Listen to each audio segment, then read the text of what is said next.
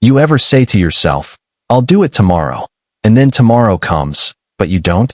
You tell yourself it's fine, that you're just waiting for the right mood or more energy. But deep down, you know you're just stuck. It's like there's this invisible wall between you and the life you keep saying you want. And every time you say tomorrow, that wall gets thicker. But what if the problem isn't that you're lazy?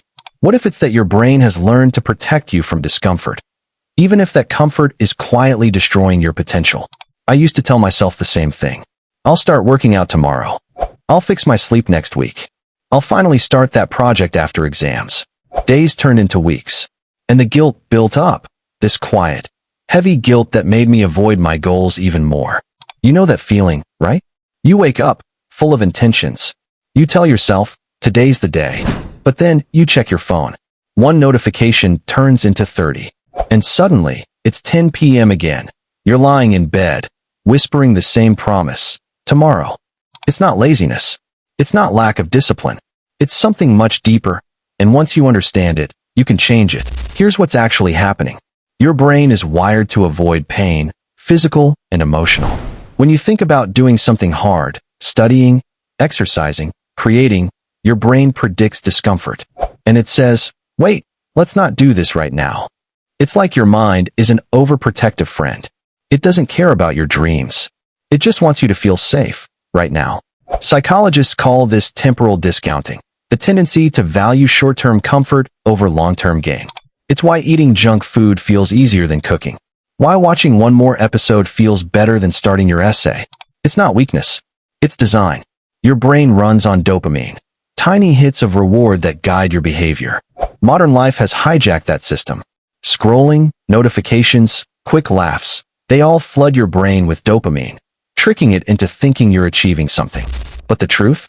You're just trading real progress for digital crumbs of pleasure. So how do you break it? How do you stop saying, I'll do it tomorrow, and finally start today? Step 1. Shrink the task. Your brain avoids big, vague goals.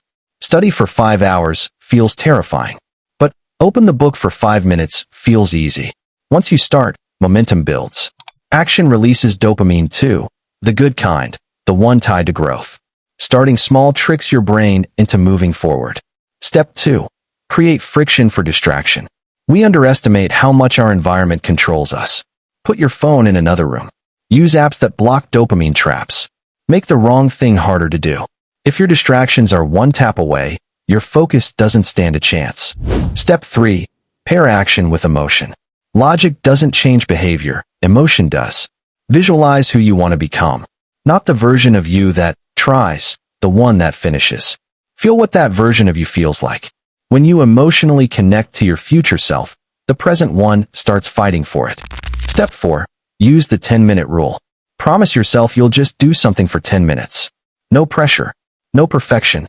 Just start. Because most of the time, it's not the work that's hard. It's starting that's hard. Once you begin, resistance melts away. Step 5. Reward the process, not the result. Don't wait for the big wins. Celebrate small consistency. Your brain learns through reward. Every time you recognize progress, you rewire your identity from someone who procrastinates to someone who shows up. Here's what nobody tells you. You're not lazy. You're just protecting yourself from failure, rejection, discomfort. Every time you delay something, you're subconsciously saying, I'll face that fear tomorrow. But that fear doesn't go away, it grows.